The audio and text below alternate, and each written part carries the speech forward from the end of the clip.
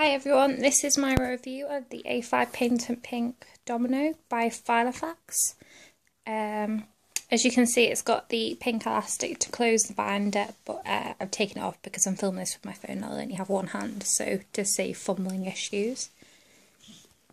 This is filmed in daylight. My window's like just there, and my dog's there. Just so you can understand like kind of the glare, which kind of it shows how patent and shiny it is. So when you open it up, you've got like a letter pocket, and in the side it's not the patent material, which is more like a cotton, which means when you've got things like paper slotted in, you do that with your binder, it doesn't fall out, which is great. You then got the fly leaf and a pink Filofax dashboard to match the pink binder.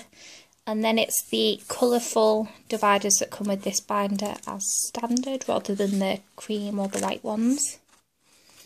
Then after that you've got to-do pages. I should just note that I'm filming this not as my setup video, but more of a review. So I've literally just taken the plastic sleeve that protects the inserts off, and I'm showing you the binder kind of as it comes if you ordered one yourself. So there, you've got some to-do pages, lined paper, squared paper, plain paper, contact pages, and then you've got some coloured note paper before you get to the diary, which is the 18-month week on 2 pages, which goes from July 2014 to December 2015, as you can see. And then you've got the 2014 and 2015 year overview. And I was really tempted to order this planner. I was kind of waiting to see what the new A5 leather ones were going to be like, but so it's great that they sent it me to review. I'm hoping to apply for teacher training this November, so I was thinking I might need an A5, especially when I'm doing my teacher training, but I thought if I had one beforehand, then I could kind of track my application and my work experience and things like that all in one binder, so I knew where everything was. And as luck has it, these diary pages start on the date that my work experience placement at a school in London starts, so that's really well timed. So it's the columns appointment style, but for these first 2 weeks when I'm doing work experience, I won't really use the kind of the timetable.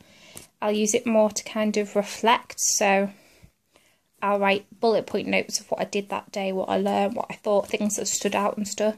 So when it comes to writing my personal statement and interviews, I know that everything that I did in the school and everything I learned and reflected on is on these 2 pages, and it'll be really easy for me to find. So it carries on like that all the way through.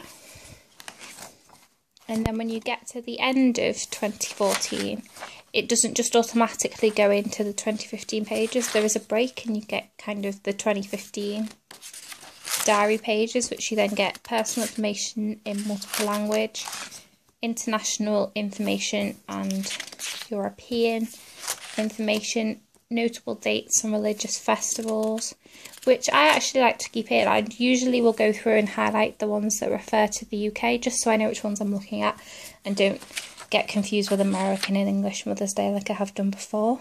And then next up there's the course record sheets, as well as some timetable sheets, which, as I said, I'm going to use this planner for my teaching course hopefully, so they'll be really useful. And I probably won't use them for my third year university. I'll save them and use them for when I'm doing my teacher training. Then there's the registration page from Filofax to fill in, so that if ever got lost and someone found it, they'd, fingers crossed, contact Filofax and it could be returned to me. And then there's another notes pages before the 2015 pages start, and as you can see they're exactly the same as the 2014 ones were. They're the appointment, column, week on 2 pages. Although you do get a smaller for Saturday and Sunday, you get more space than you do in some layouts that I've seen for those days, and for me that'll be plenty. I think with it being A5 you can afford to have smaller pages, smaller columns for Saturday and Sunday, whereas I think if that was personal I would struggle with that size. So yeah, the diary goes all the way through up until the end of 2015. And then you don't have the notes page like you did with 2014. It just kind of flows into 2016, the start of January there. So I usually use the blank notes page that would be here in older models to write dates for next year, but there's these pages here which is fine. I'll just keep them at the end of my diary and I'll use them to record any notable dates for 2016, which I don't think I'll have any for a while, but you never know. And then the binder comes with the clear ruler, which is my favourite kind because you can leave it on the pages and still see a week overview. I find with the black ruler sometimes I have to take it out so I can see what's on my page, especially in the smaller personal and pocket size. And then there's a flyleaf at the end, which is great because these rings are really big. I'm pretty sure they're like 30mm, but I'll double check that. So I find having a flyleaf at the back does help stop the pages bending, and it does stop you overstuffing it and damaging the rings, which is always a benefit.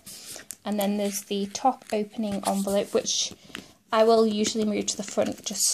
I generally use top opening envelopes just to throw things in that I need in my binder but I don't have time to file.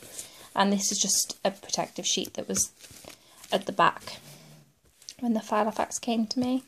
And as I said, this is literally how it arrived. I've taken out of the tissue paper that Filofax sent it to me in, and I've taken the plastic sleeve off the inserts, but I haven't fiddled with it or set it or added my own inserts or anything to it.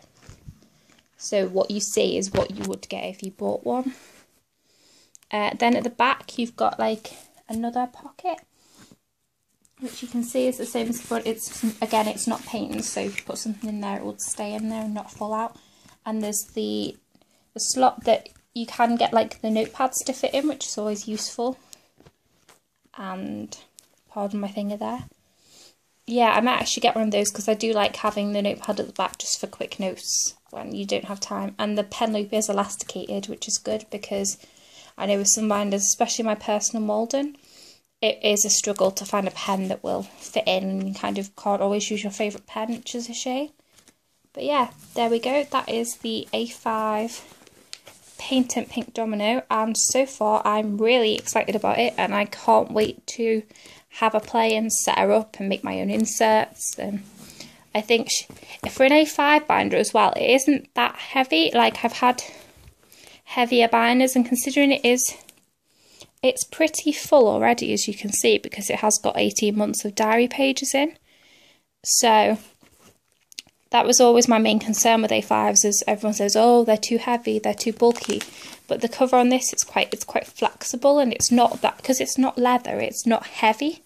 So I really don't think I'll have a problem carrying this around with me. And yeah, really happy. And once I've played with her and set her up, I will update you on my setup and how using her is getting on.